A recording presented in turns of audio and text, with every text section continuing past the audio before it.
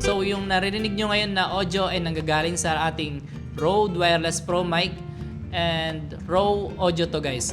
And nakakonect ito sa ating Sony CV-E10. And kayo na lang bahala mag-judge kung okay ba ang sound sa inyo.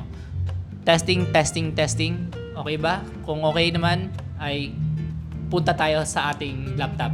I-connect natin itong wireless pro mic sa ating OBS. Let's go. So ngayon narinig nyo aking boses galing sa Rode Wireless Pro Mic punta sa laptop and gamit yung app na OBS. So guys, kayo na lang umusga kung okay ba ang kinakalabasan.